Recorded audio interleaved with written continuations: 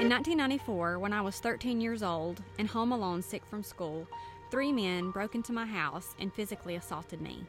The attack left me traumatized and wanting my attackers brought to justice.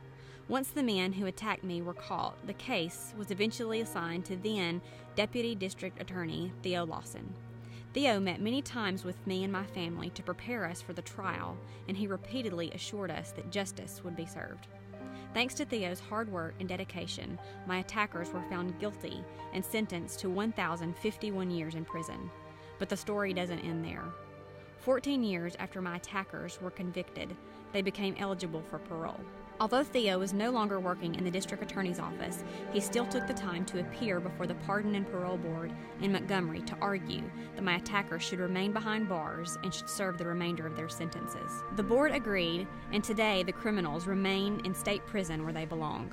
Although I can never change what happened to me on that day in 1994, I can do my part to make sure that kids in Jefferson County have someone fighting to keep them safe and holding criminals accountable. That's why on November 2nd, I urge you to join with me and vote to elect Theo Lawson as our next district attorney.